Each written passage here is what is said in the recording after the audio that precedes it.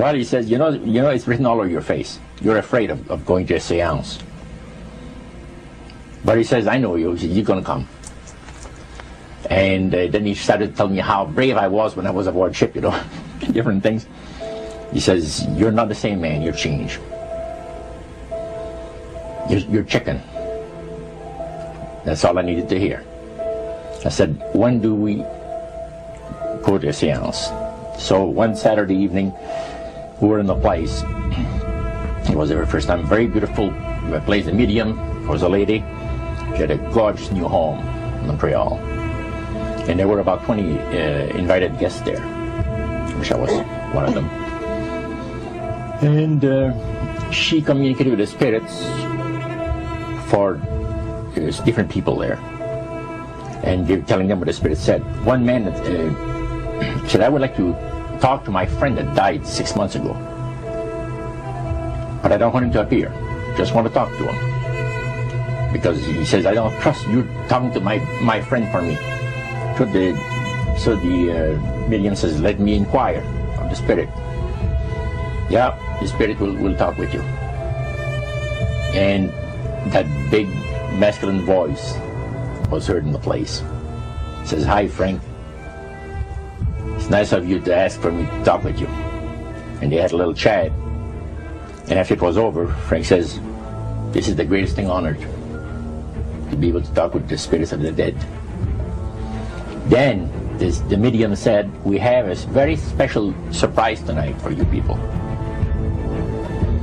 A spirit will manifest itself openly here in a few minutes. And it's like a big gust of wind hit the building. And right through the wall. Now the lights weren't terribly bright, but they were like living room lights. A couple of floor lamps and maybe some of these. And that translucent being seemed to come right out of the wall. How did you feel right at that moment? It's almost like my heart stopped a little bit. You know, very weird feeling. So it was a lady in a beautiful evening gown, swirling. And she said to Mary, my dear sister, you are so wonderful to have asked for me. And Mary fainted and fell right off her chair on the floor. And a couple of guys jumped up and picked her up, and spirit gone. And that was the beginning of it. That's how you got into it. Yeah, that's the way I got into it. After a while, you see, there's something interesting about the human mind. You can adjust an awful lot of stuff. You can adjust to a lot of things that would terrify you to begin with. After a while, they become common and ordinary. So you mean contact with the supernatural can become commonplace and ordinary and doesn't bother anybody? Yeah. In other words, the more that you do it, you're not uncomfortable. That's right. It's just not an uneasy feeling. Yeah. So how did you feel about it? Then I got into a secret society that worshiped the spirits, you see. Well, how is that different from the seance, Roger? It happens that the seance are not involving in many ways. But when you get into a secret society of spirit worshippers, then, and especially when you're invited there by the direction of the higher-ups in the spirit world, you never get out of there alive. And this is exactly what my friend and I were up against. We didn't know anything about. And there was a very, very popular big band leader. Jazz band. Yeah, very famous. And one night we went to one of these seances, and he was with his wife. So Roger, you're at this restaurant. What happened? We sat there, and we had our favorite alcoholic beverages, you know. And as we talked,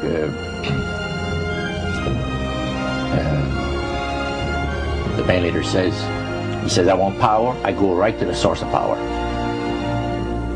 And he says, how do you think that I became famous the way that I am?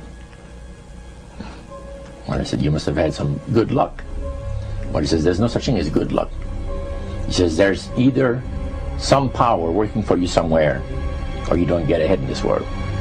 Not in my type of occupation. So it went from there. We got talking about spirit worship. Did it intrigue you?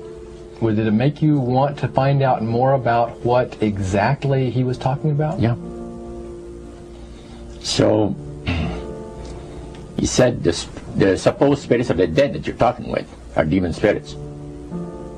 They're fallen angels. They're beautiful beings. Just set it out, just like Oh, that. yeah. It didn't make you uneasy when he said they were Well, demons? it shocked you a little bit, something that you first hear mentioned to you. He said, you guys have got a great future ahead of you. Because we've been told, the high priest of our society, secret society, has been told that the master has very special plans for you too. Now, what did he mean by the master? Satan. And we were interested to hear more about it. And he told us, he says, look, we worship spirits. We worship Lucifer and all his angels. They're just as beautiful as they did before they were cast out of heaven. He says there was a misunderstanding in the whole thing. He says among the inhabitants of the galaxies. And he says our master was misunderstood. And God did not bear with him like he does with people that make mistakes today. So we're in a warfare, good against evil. And we happen to be the evil ones, but we're not that bad.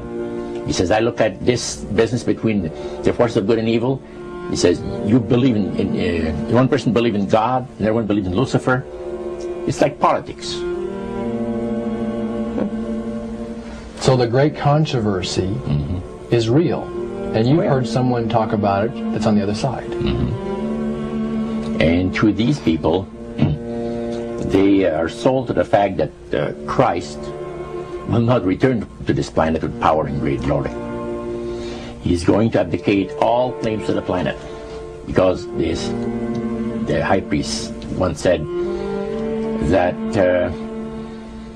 Christ will abdicate all claims to the planet because he knows that it is lawfully and rightfully Satan's. And at that time, he says, so the priest says, well, now, he says, for those of you that are new, let me tell you that this is the most feasible way, he says, to please the spirits. It's to deride Christ and his people, and his church and all that. So they sing out of Christian hymnals. They didn't sing Christian words to the hymns, however. Well, they changed a lot of them. Yeah. And not for the good. It's a form of blasphemy. Yeah. Such as you see today in the rock music world. You see the entertainers, they have these crosses. The ladies got earrings, crosses. The guys got crosses. This is a form of blasphemy, a form of deriding Christ. You see. Spirits cause the people to do that, to find pleasure in wearing this type of emblem, which is the cross is the emblem of the crucifixion of Christ to the Christians. Better to reign in hell than serve in heaven, is that it? Why not? I'm here on the ground with my nose in it since the whole thing began. I've nurtured every sensation man has been inspired to have. I cared about what he wanted, and I never judged him. Why? Because I never rejected him. In spite of all his imperfections, I'm a fan of man. I'm a humanist. Maybe the last humanist. Who, in their right mind, Kevin, could possibly deny the 20th century was entirely mine?